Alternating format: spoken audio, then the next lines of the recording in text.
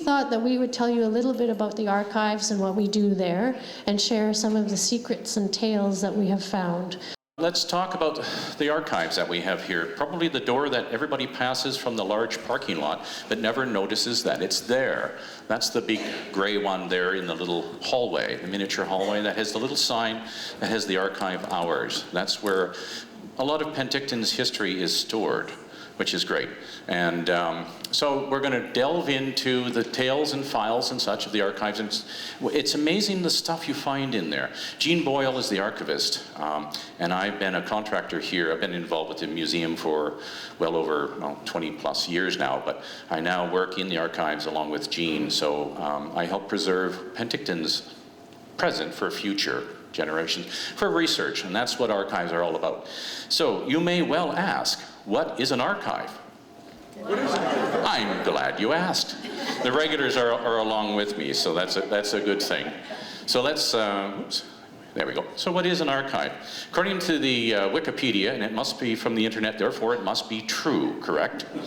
It says an archive is the accumulation of historical records or the physical place they are located.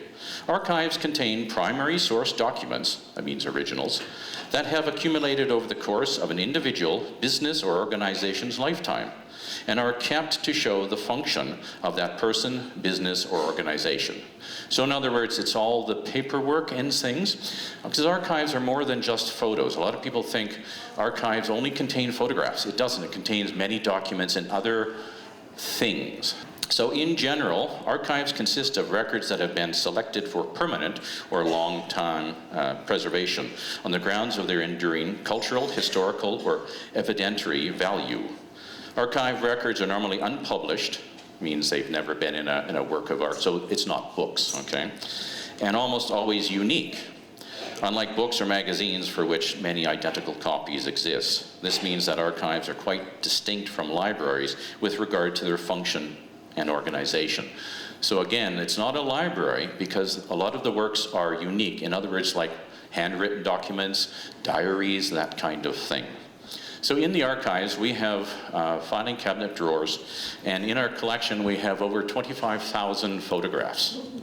And I know because I counted every one. Okay. No, I didn't actually, but it's very important to store the materials that we have carefully, because a lot of these photographs, it's wonderful actually. I can stand there with gloved hand and look at a photograph that was done in 8x10 from a glass negative that was created, say, 100 years ago or 120 years ago, and the detail is fabulous, because if you have a glass negative that size, the detail is wonderful, the tonal qualities of black and whites and things. So there's an actual photograph that was created in 1910 that you're holding on to. And because it's still around and it's in excellent preservation, it's stored very carefully in envelopes. Acid-free envelopes is what we use, so that there's no leaching from the materials that it's stored in, because the very envelope you store it in can actually damage the photographs. So that wonderful photograph that survived for 90 years could be damaged if you threw it in a cheap envelope. So we don't want to do that. So they're very specific envelopes. They all receive an accession number, and then they're given our local, I'll say, index number, and then entered into the database so that you can search for them. Before then, you had to know what category it was and search through the records that way. So they were categorized. Now it's in an order that the database, hopefully it works, and it does. It works quite well, so you can do a keyword search for a subject, and it'll bring up all the photographs connected with that keyword, okay? So for an example, that's a photograph of, I know it's Munson's orchard. I was just gonna use my cheat sheet. That's about 1910. Okay, so that's a very early planting. Looks like peach trees to me. Would anyone, any orchardists in the bunch? Oh, good, then I can cheat. I'd say peach trees. Looks like peach leaves to me. So a very young orchard up in Munson, because Munson's Mountain was named for Munson, who owned the orchards up in that area. I wanted to also at this time, I'll say, thank the people who helped, the volunteers that we have in the archives. There's two specifically I want to mention, Ray Cortine and Jack Dawson, who have personally handled every single one of our photographs in the collection. They've been here for over 10 years volunteering. once a week, twice a week, that kind of thing. So Ray takes and writes out the information. So all the handwriting on there is Ray's. And then Jack takes the image, he scans it digitally to preserve it, so it's saved on external disks as well as the city's network. Because we're a city department, we're fortunate that our stuff is backed up daily. So if something happens locally here, we can always retain all the records, so we're covered in that regard. We have other volunteers that are there. Ernie is in the room here. Ernie's been there over 10 years. We have Lorna, Vicky, and Lynn. But volunteers are very important here because they do a lot of work with us, the sorting, the filing, and that kind of thing. And it allows, because there's only 2 staff, Jean and myself, that are in there. So our time is with research and those kinds of things. So, and we could use an army of people. We really could, because there's a lot of material in there. So let's talk about some of the other photographs. You've seen an early orchard. This one's an early aerial photograph. Anyone guess the date on that? 1920. You're close. You're only out by 18 years. 1938. Okay, so that's actually the east bench. That's one of the earliest aerial photographs that we have in the collection. You can get other photographs, certainly, and aerials are very valuable because you can tell what was there at the time. Okay, so this is the east bench. Oh, you see the little black dot in the middle? Is that a little square black dot? I always use that as a reference. When you're at the top of Duncan Avenue, as you're going up Duncan Avenue to the left, just before you turn onto Ridgedale, there's a round reservoir. It's a brick reservoir. That's it. Only that one's not brick, okay? The neat thing is there's certain landmarks you can always see when you look at an aerial photograph. You can tell the era, because you can see, if you can, this is only one section of the town, but you can see where the creek comes down, that kind of thing. But that little square there is very indicative of that particular point. So you know exactly where Duncan Avenue was in the day, okay? And also other buildings. If you can zoom in close enough, you can also see other buildings. So you know that City Hall, for example, was built in 1965. So if the new City Hall isn't there, it's pre-65. So you can actually date the images by the buildings or lack thereof. Queen's Park. And there's the arena down below. This is the arena. There's the old ramp that we used to use. Remember that? Who used to have to go up that old creaky ramp? This is 1953 is this photo. So a couple of things that you can tell that's there. So like I say, that's the arena. And this is the racetrack. Okay? Yeah, we used to have a horse racetrack here at one time. Okay? That they called it at the time, it was I believe 1912, the city purchased the land from the South Okanagan Land Company for what they called the recreation park, okay? So this whole area here, from here, that's Power Street, up to there, that was all recreation park, okay? This whole area, the new casino is in this section here today. So this was the rodeo, this was the racetrack they had for horse racing. Because horse racing was a big thing, because they're all English descent. So they had to have horse racing, okay? So every chance they had, they did horse racing. They also did demolition derbies and things. But that was done over here on this section. This is the rodeo grounds, which are all gone now. But they had grandstands and bleachers all the way around. So every Peach Fest and that kind of thing. In fact, that's Peach Fest. The Peach Queens were chosen not because of their beauty and poise, but how many tickets could they sell to the rodeo, okay? So the best salesperson got the job, okay? Which is kind of funny. So that's where they used to hold the rodeos and things.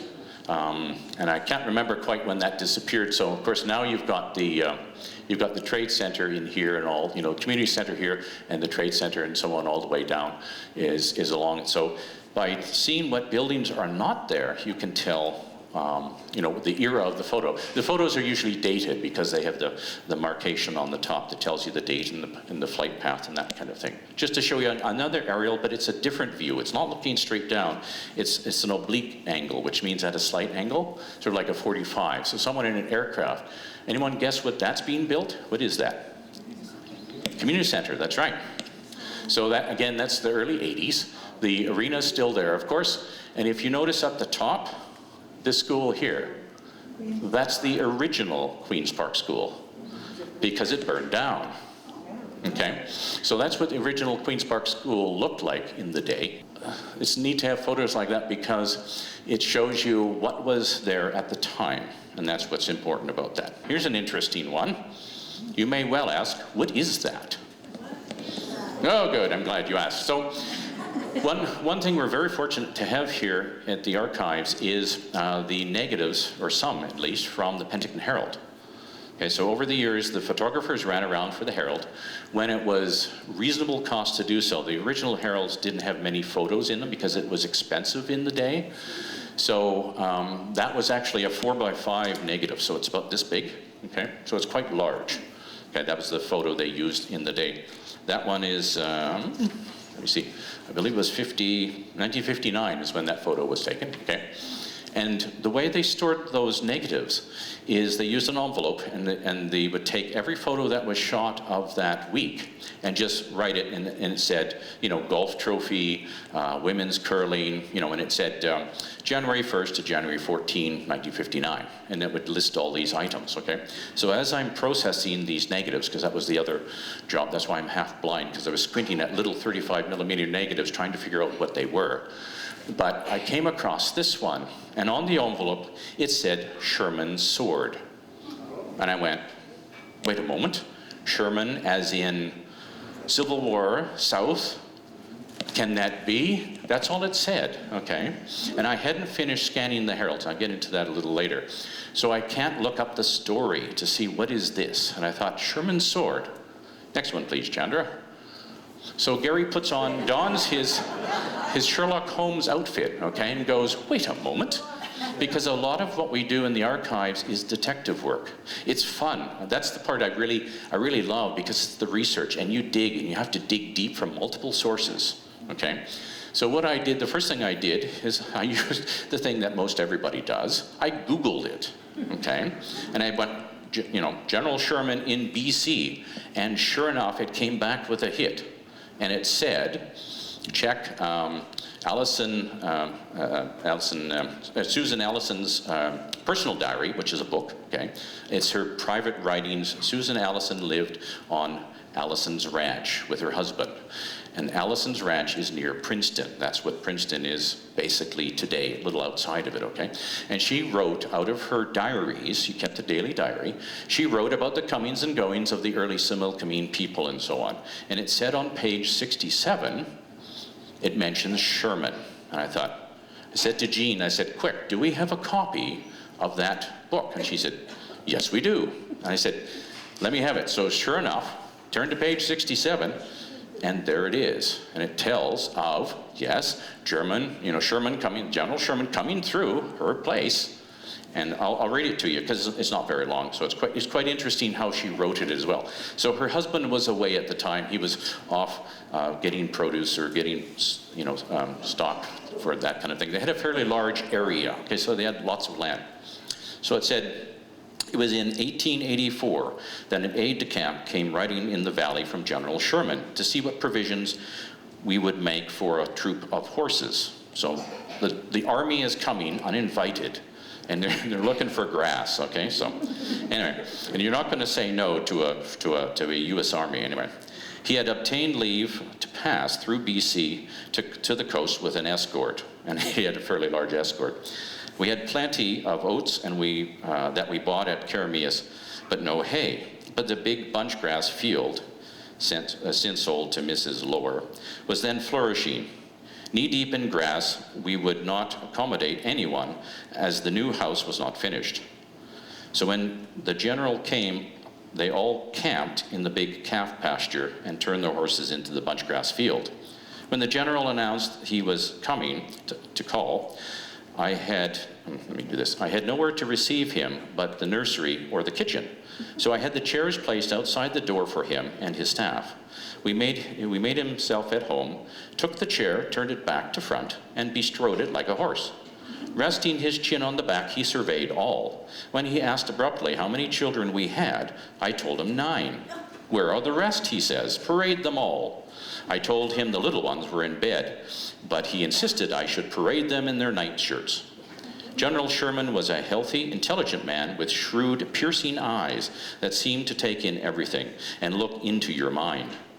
With him was General Nelson Miles, Captain Charles King, and Lieutenant Mallory, who came to the place and stayed with the children every chance that he got. He was a young Southerner and not quite at home with his brother officers. The general was delighted to see my little boy Jack, just 7, perched on his big horse, riding back and forth with his messages, and little Jack was proud to ride the general's horse. They did not stay long, for some of the men deserted. Food was bad, I suppose. I thought that was cute, you know. I mean, it's honest, what can I say? So they passed through the country as quickly as they could. Before leaving, he presented Jack with a sword. That's the sword, and on the sword scabbard on it is dated 1863. So it's one of the swords he used probably somewhere around the Civil War. Now, the reason they were coming, why did they come through Canada, you may well ask? Well, they came through because they were chasing the Nez Perce Indians. There was an Indian uprising. The Nez Perce came into the Okanagan area and asked their fellow Okanagans, said, would you like us to help these, fight these guys? And the Okanagan said, not us, good luck, see ya. And so they took off. So he was actually following them up, and he was on his way to Victoria.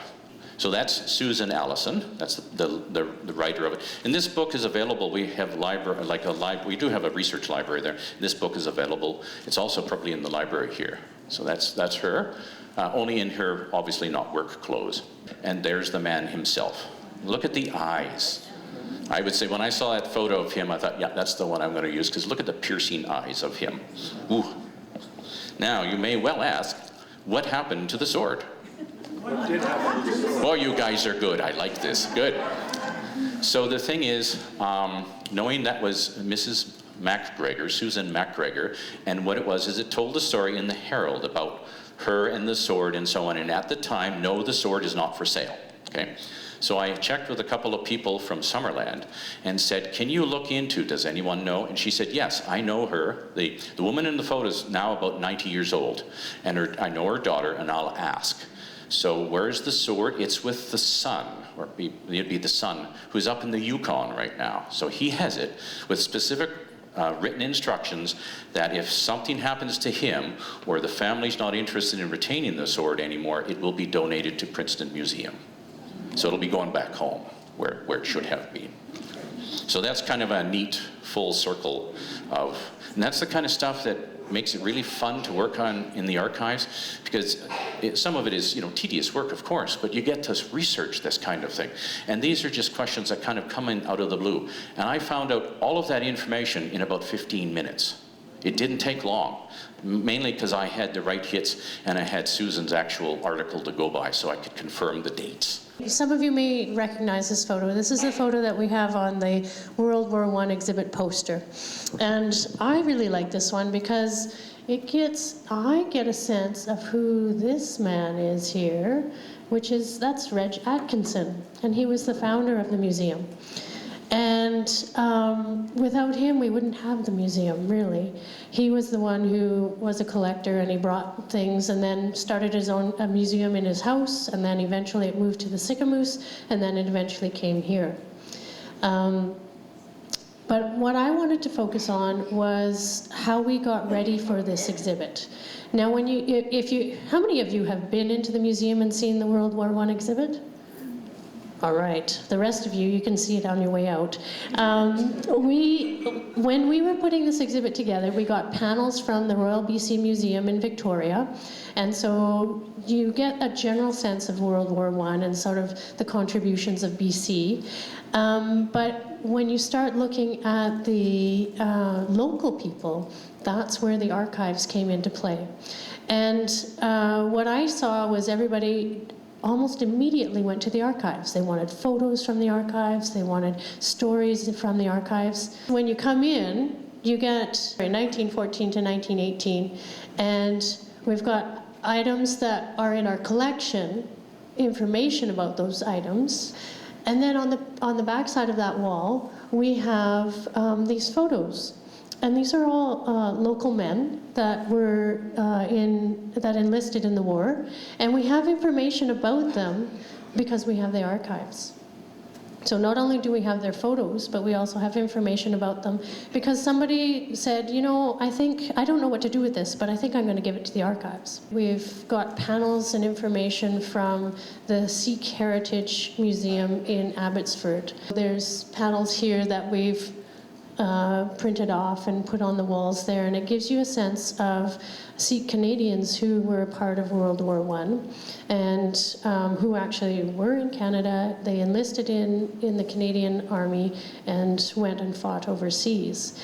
Now, we don't have any of that information here because the community didn't see to put that information in the archives, to donate it. I brought this to mind because it doesn't matter which community you're part of. It's really important that you share your story with the archives, because down the road, we might want to do an exhibit about you, and we don't have any information because you didn't put anything in the archives. So what we have here is all the documentation we have about this man here. His name is Charles Dubois Green, and he was in Penticton when World War I broke out. He was too old to enlist, but he went overseas as an ambulance attendant and drove ambulance. And we have information about him because somebody decided that we're going to put information in the archives about him. So we have these photos. So this is him with his son, and his son enlisted in the army. Charles was an avid naturalist. And even though he was overseas, surrounded by all the stuff that the humans had done, he was still looking at the birds in the area. And he brought these nests back,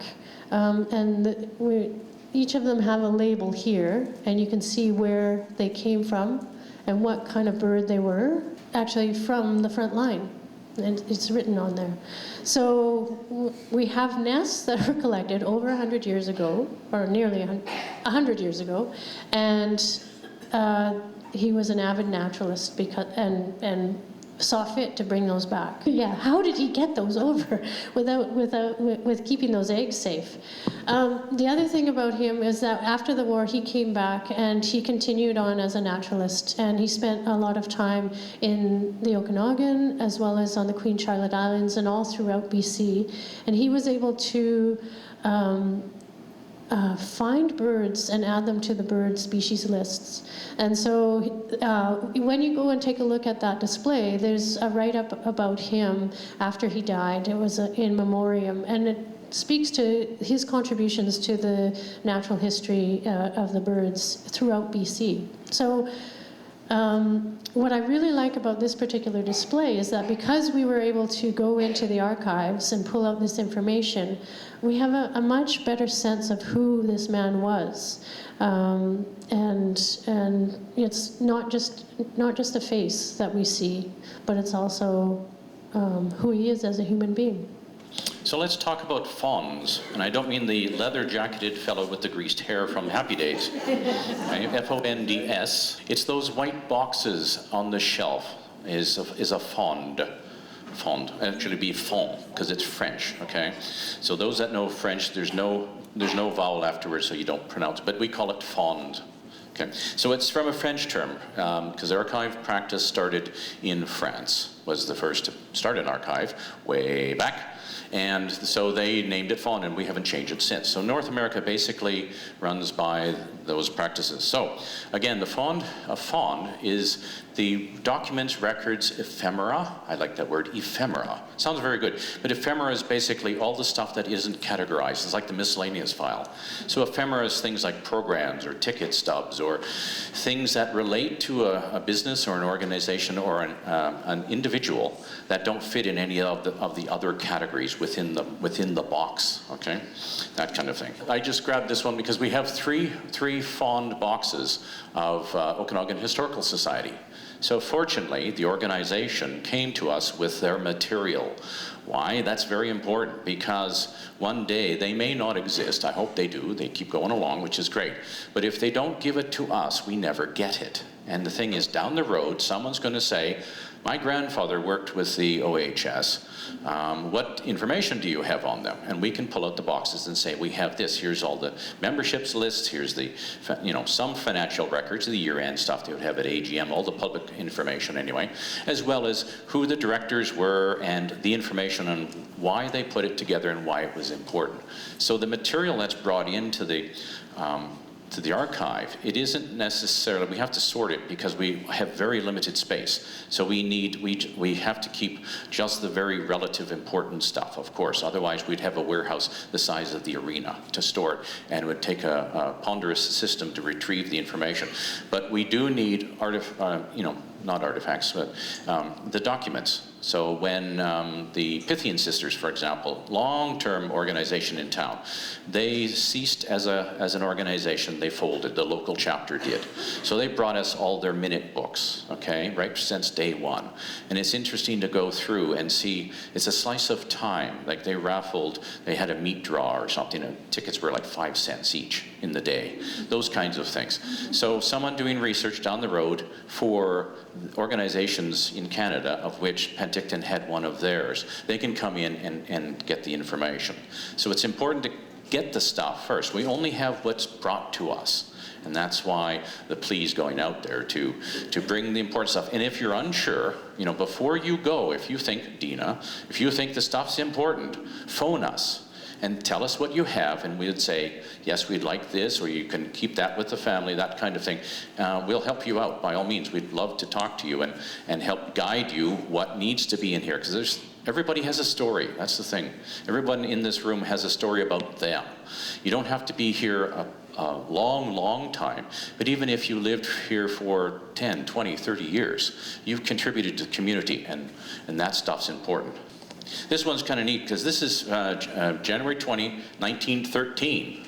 You can't quite see the date on the top there, but I'll tell you what it is. This is actually a page from the first sitting of that year's council. So that's city council, well actually municipal council in the day, because we were a district, then a municipality, and then a city in 1948. So the reeve at the time was Foley Bennett. And look at the handwriting. You can actually read it. Isn't that lovely? Obviously, the man was not a doctor, right?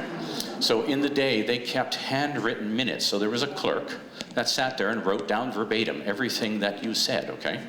He may have taken notes and cheated, I suspect, and then wrote it carefully later. But the interesting thing on this is that we have just a chunk, a small chunk of the minutes from early council, which is great because it's talking about setting up the city. So, you can go back and see why they raised funds and that kind of thing. And this particular item that they're talking about is they want to borrow money. Now, is that new or what? Okay, what goes around comes around, right?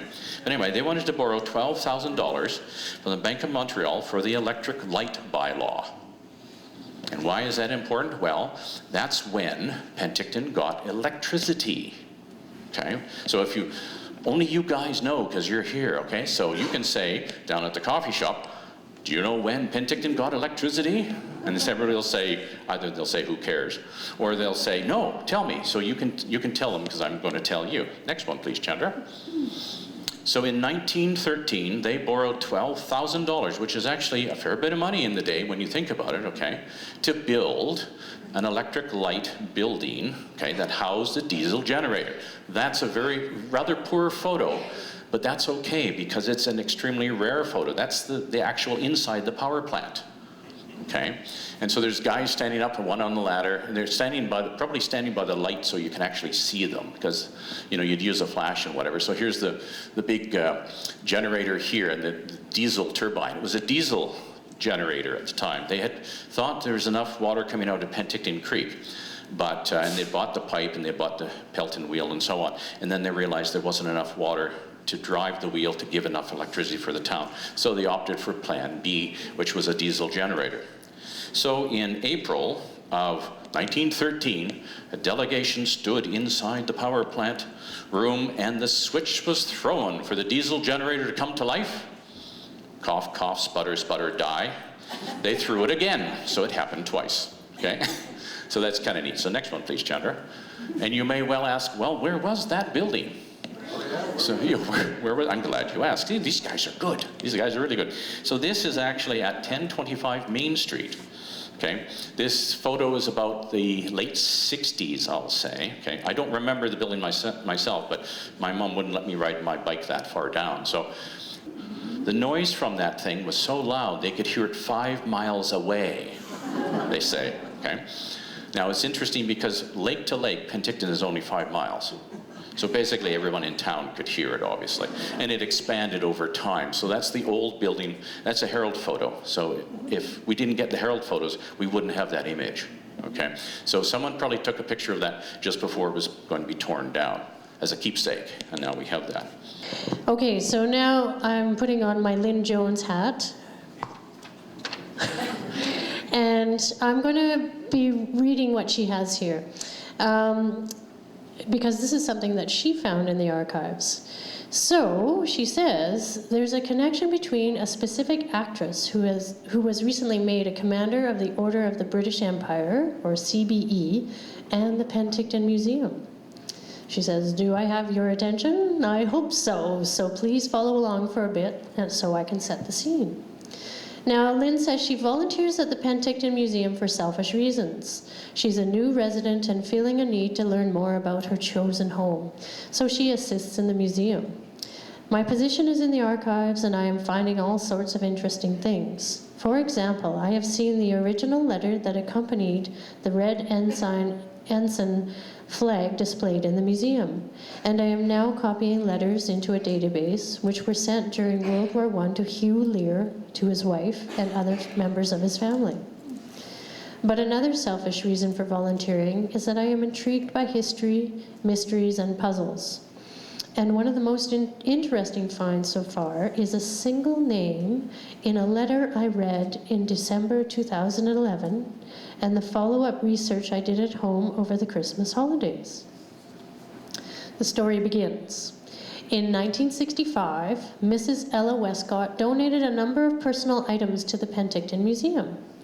Among them were a pin, a nurse's bag, and a letter dated to 24 June 1911. And so we see the letter here. And it was from the Nightingale Fund. So Nightingale, that might ring some bells for people. The letter, sent from St. Marylebone Infirmary, which is in London, was bestowed upon E.W. Waite, which was her maiden name, and it was a gratuity in the amount of £2, which Lynn did some research before this, and she told me that it would have been like $200 in the day, which was over 100 years ago. Now, Miss Waite had trained at St. Marylebone and passed with honors and was in one of the last classes at the infirmary where Florence Nightingale was the supervising matron of the hospital. So the Nightingale Fund. Now, Florence Nightingale had a sum of money, and in 1859 she had created a school to train nurses for infirmaries, hospitals, and midwifery.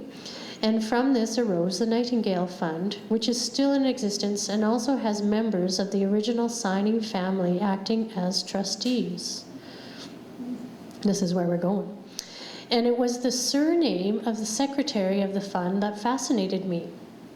So the secretary, shown in Mrs. Westcott's letter, so this is the one we see here, Bonham Carter, that's right. So the secretary shown in Mrs. Westcott's letter was one Henry Bonham Carter, cousin to Miss Nightingale.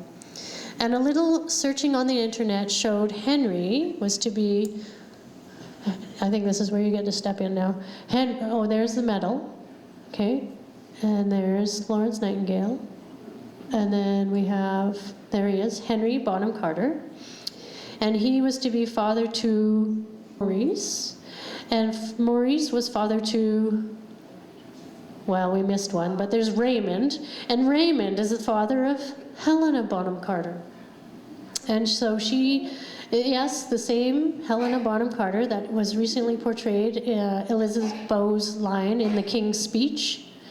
And she has acted in many other movies. For example, Bellatrix Lestrange in some of the latter Harry Potter series. And earlier she had roles in Planet of the Apes, Howard's End, Charlie and the Chocolate Factory, Alice in Wonderland, Fight Club, and Room with a View. So many other movies. So Miss Bonham Carter was made a Commander of the Order of the British Empire on February 22nd, 2012. And on being awarded the CBE, she stated, "I'm thrilled, though not sure that I deserve it. I always thought my father deserved a medal for facing 25 years of chronic disability with quiet daily heroism. So I am delighted to accept such a wonderful honor in his memory," because her father had died in 2004. And so there you have it. The link between a famous actress, we have here, Helena Bonham Carter, and the Penticton Museum. Well, and Lynn says it's stretched a bit, but anyways, there is a connection, I think. The name is there. So, and she says, "I only wish it were possible to personally thank Mrs. Westcott for her contribution and to connecting the dots in this puzzle had made it an enjoyable search for her." And so with that, I'm going to turn it back over to Gary. And if you want to volunteer as well, you too can have the same fun. Possibly, yeah. So let's move on to maps and plans. So we have two very, very large cabinets there that contain, in as flat as you can get them, maps and plans. Things like this document here, which is actually a fire plan from around 1921 to 27. And it's a fire insurance plan. So the fire insurance company of the day came to Penticton and drew the town. The reason for this is they needed to know what buildings were there, what were they made out of, so that they can insure them. So if they were brick, less fire damage would be caused. If they're wood, they're probably going to go up fast, so you'd have to pay more premiums, that kind of thing. So the different colors indicate different things.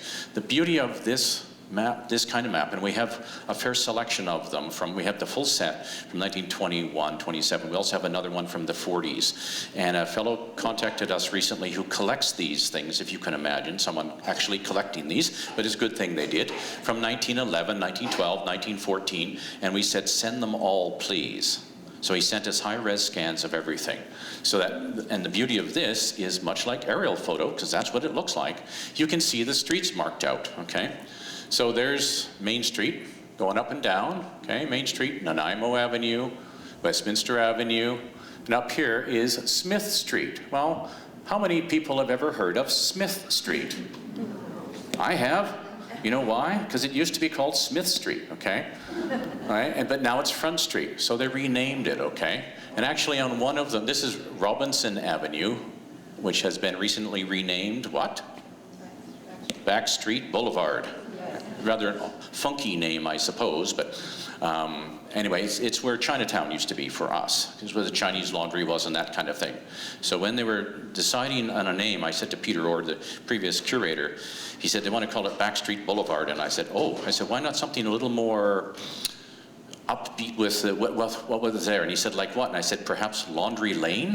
And he said, I like it. I said, so tell them. So anyway, it's Backstreet Boulevard for what it's worth. So using these maps, the developers of today can look back and see what was on there. That's the importance of these kinds of maps. They'll say, for soil samples, what are we looking at? Is it something dangerous, hazardous? Was it a gas station? Because in the day when there was a gas station on every corner, literally, they need to know that. So do they have to dig up the soil and remove it for contaminated and all that kind of thing? So the beauty of this is it shows, and it usually lists, you can't read them, but it'll list what the building is, like a pool hall, beer parlor, laundromat, whatever. It'll say on the building what it was. So if you had a relative who lived here, grandpa owned a house on Robinson Street, say this is his house, okay? The street address is right there, and you can see when it was, because you'll see when it showed up, and previous, you can see when it wasn't there. So you'll know roughly when it was built. And we know on a lot of addresses here in town, because of the electrical record, because we had such an early electrical in town, we have index cards of most addresses in Penticton as to when the homes were connected to electricity. So it'll say the year, the date, and then the address, of course, and who it was, the contractor that connected it. So we can almost tell you when your house was built if it's in the index. So that's some of the important records we have. That's a very handy one. Other map side of it, we have lots of maps. That's a really big one. I got as wide a shot as I could, but that thing's about 4 feet 6 feet wide by about 4 feet deep. The map of the steamship routes for basically southern British Columbia, okay? Not just us, because there's the Arrow Lakes is on the right, the Maple Lake's on there, and Penticton's down below, because the Okanagan's down below. But this is from 1909, okay? There's the date right there. So some fella had a really tall ladder in order to do that, because they didn't have planes in the day, so they put it together.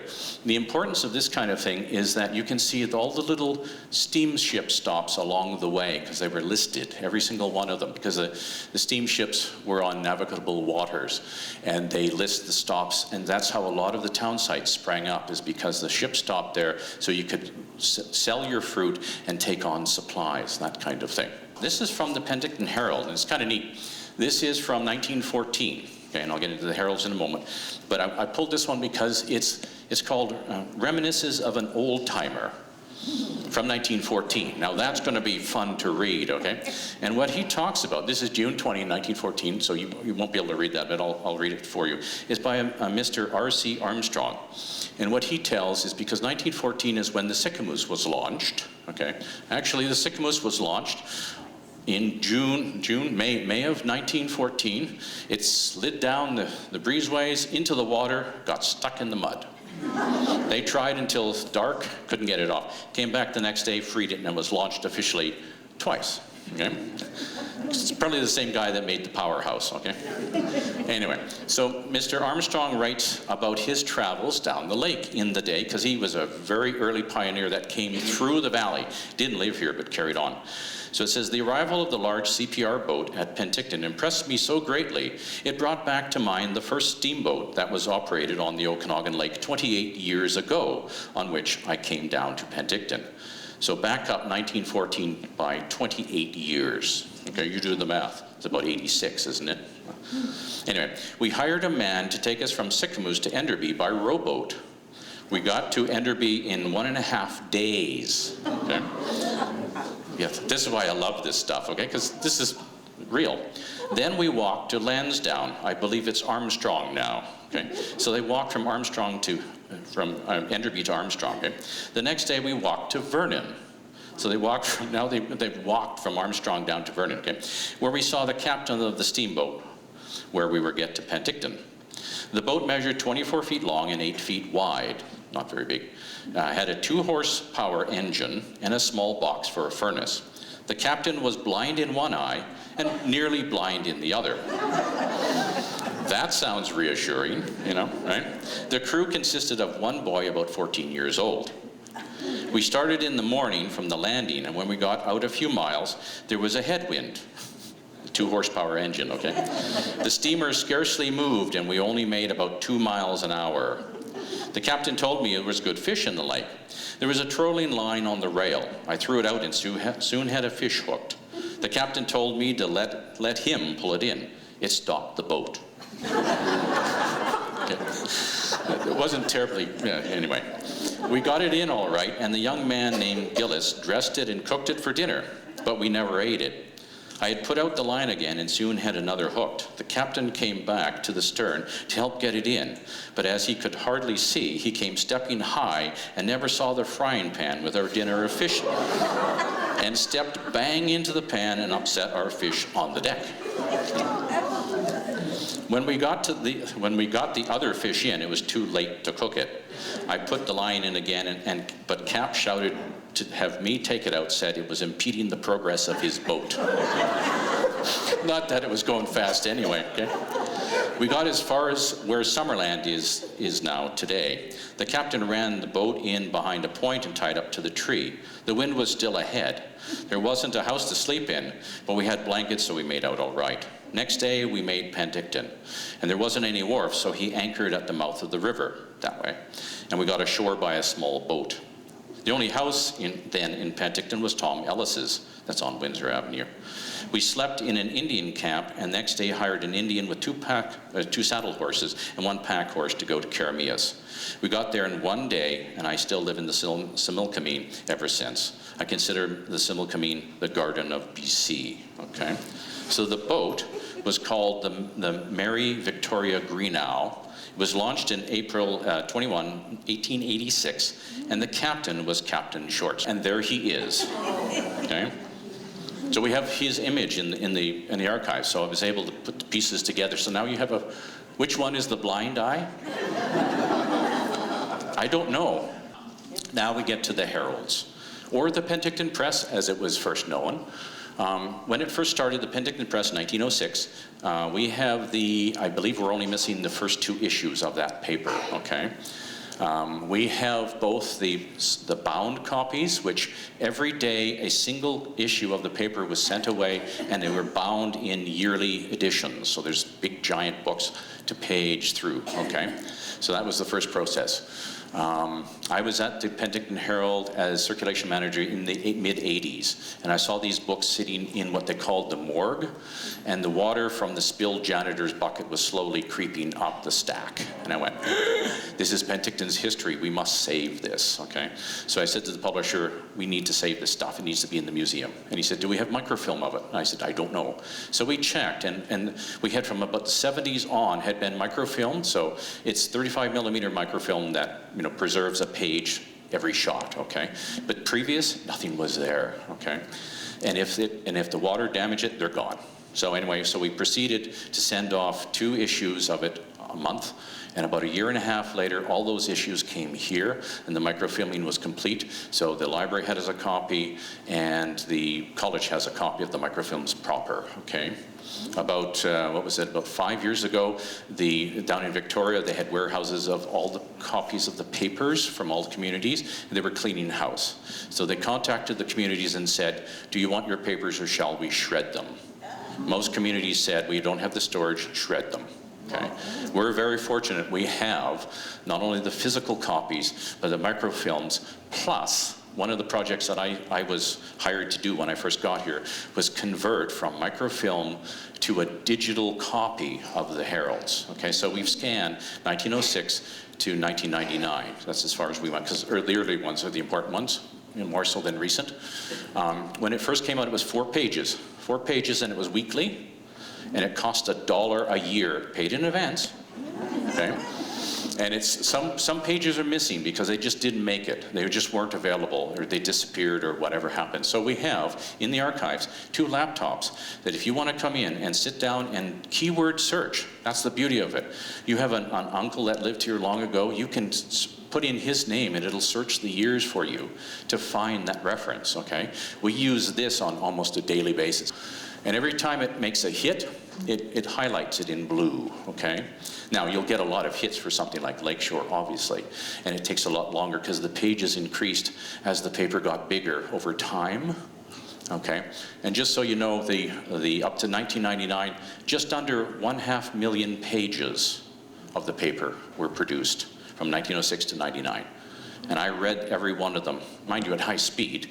So if I could read fast, I would know a lot of history. So we use that as a research tool all the time, because we do a lot of research for people, research requests. So, speaking of research, we get research requests all the time from either people that walk in off the street and say, hi, I'm looking for, and the archives are open Wednesday, Thursday, Friday, 10 to 5. We get emails from people in other places, other part of the country, other countries, that ask about a relative who lives here. So we have a lot of research material to pull the information from, which is great. Old phone books, old snoop books, as I call them, or the city directories, okay? So you can tell where people lived. We also have files on various people, as well as information files on organizations and that kind of thing, so we can pull from there. Then this man shows up. I had a request once that came in, and it said, did Franz Ferdinand, Archduke Franz Ferdinand, remember the guy that started World War I? Well, he didn't, but the people that shot him did, okay? Yeah, he was in the wrong place at the wrong time. But anyway, they said, did Franz Ferdinand ever stay at Black Mountain? And I thought, Black Mountain? The only Black Mountain I know is in Kelowna. So I got out my magnifying glass again and started searching. And by cracky, yes, Franz Ferdinand came to Penticton. Okay? Yes. Yes. Amazing. In fact, what he did is what was the date here? Let me see. We got ahead just to be, I want to be accurate because that's all about accuracy. So in between 1892 and 1893, he did a world tour. So those of you who want to look it up, look up Franz Ferdinand's World.com, I think. What it is he did a world tour. He had tuberculosis, was not feeling so well and wanted to get the heck out of town, probably because he was being hunted, I don't know. Went under an assumed name and did a world hunting tour. He was big on hunting, shot anything that moved. He had something like 100 and something thousand stuffed specimens in his castle. He was a madman for hunting, okay? But he did a world tour all through India and Africa and all that kind of stuff, okay? And he came to North America. He came and landed in Vancouver, stayed 2 nights, okay? One night he wanted to stay, the other one he was delayed, and unfortunately was delayed because he hated the hotel in Vancouver because they had lousy things they called dessert, which is nothing more than pudding. Okay? The food was atrocious, the accommodations were terrible, etc., etc. Okay? So he gave them a scathing review, probably a 0 out of 5 stars, so it's quite funny. He stayed 4 nights in Penticton. Whoa. They set up camp, so there should be a big sign that says, Archduke Franz Ferdinand slept here for 4 nights. Okay? One night he went up Shingle Creek, okay, hunting, of course. The next night he went up Black Mountain, and I can't remember the other 2 places, but you can read it online verbatim there. So of course, unfortunately, the poor man and his consort, whatever that means, got shot at and started World War I. But for 4 nights he stayed here, then went south, actually down into Yellowstone, and then hit the coast and was gone. So I think it was a few nights in Yellowstone where, no, it wasn't him. Yeah, he shot a skunk. If you read in there, he shot a skunk down in Yellowstone because he didn't have one, and the wagon man refused to put that in the wagon, and he ordered him to go back and get it. He actually put it in the wagon, and he's not looking, and went, whoosh, okay? And when he got back to camp, he said, "Where's my skunk?" And he said, "Oh, I think it fell out." He said, "You go get it." Okay. So read the story. It's really quite interesting. Someone said, "I have a cancelled check." This is from Ontario. "I have a cancelled check that says the KVR farm." Where is the I asked everybody I knew. Even Dave Morgenstern had never heard of it. Go figure, okay? So no one had ever heard of it, but I found it. There you go. KVR farm existed, okay, in Penticton. What it was is when the KVR bought, stole, or whatever, expropriated land for the rail bed, there was a chunk of land up top of Vancouver Avenue that was left over, so they started a farm on it. They had some vegetables and things which actually were used to feed the crews and such, but they also started dairy, poultry, that kind of thing. So you could buy 10 quarts of milk for $1 delivered from the KVR farm. So this fellow has a cancelled check from the KVR farm that someone bought. That's where it is, at the top of Vancouver Avenue. You can see the corner there, overlooking the lake. This map is pre-rail, just pre-rail, so it's not on the map yet. So again, useful maps and information and heralds put it all together, so it's kind of neat. So what can you add to the Penticton Archives? Like I say, if you're with an organization or whatever, we're always taking new information, creating new fawns and records and such, even if it's personal information of a long-term family. And if you're the last member of that family, you have a story to tell. Write it down, hand write it down. Get one of the younger kids in the group that you have, your grandchildren who are whizzes on computer, to sit and you dictate and they write it down. But get the stuff in here because the stories are important. Because down the road, someday, someone's going to ask about you, and we'll be able to pull out one of the files and say, here's the information. And if someone asks about KVR Farm, I've got the information in a file now. We didn't have that before.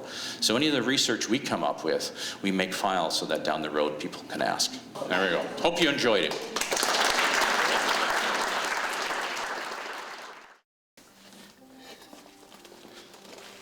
These are our oversized photographs. They're not as well stored as they might be. Ray Courtine is on a mission of discovery. In a way, he's like a world explorer searching the past that is hidden away. His second home is here, deep in the archives of the Penticton Museum. He's reviewing photographs, old photographs, and with painstaking detail, each is numbered, described, and documented, one by one. Pecking away at his keyboard, Jack Dawson is the other half of this dynamic duo. He takes each photo Ray has written up and enters the information into the database, making it more accessible to those who would search the archives in the future. One thing about this job is you get to look at every photograph that we've had, which is nice. What began as a short-term volunteer posting has taken Ray and Jack on a journey of epic proportion. I was sort of led in gently, and it's been going on now for nearly 7 years. Yes, for 7 years they've been coming here a couple days a week, cataloging these photographs for the archives. And they're not done yet because more pictures are coming in all the time. This is where the photographs are stored, all this row here. They're all in archival envelopes. Over 16,000 photos so far, and there's room for more. I don't think people realize what we have in our collection here. Archiving photos requires noting detail of who's in the picture, where and when it was taken, and other keywords to describe the scene. And it's important that the detail is right, because you've got to have a time sequence in any history and a detail about the people. So if you don't have good detailed information on the photograph, it's virtually useless. British Columbia Police, and that was a Penticton detachment in 1935. We have pictures of school classes and so on with names whenever possible, and people can come along and say, well, my grandmother went to school here in Penticton, and here's the name, and we can search it, and perhaps we can come up with something. Some of the early photographs that were taken by some of the earlier photographers here are beautiful photographs. There's one taken in the 1920s of the sycamores at night. I'm working on the fire department collection, which is extremely extensive, but has to be gone over, and we've got an awful lot of research to do to make sense of a lot of the photographs, and we have to do that all the time. But no, we get collections of photographs, but we can always take more. I think a lot of people, when they go through their parents' belongings after they passed away, will say they're of no value and throw them away. And some of these pictures are lost forever. If people want to give photographs to the museum, they're always welcome, as long as they put something on them to indicate who they are and when it was taken and where it was taken. We were absolutely delighted to have these, because any aspect of Penticton life is interesting to us. Click on pentictonmuseum.com or call for more information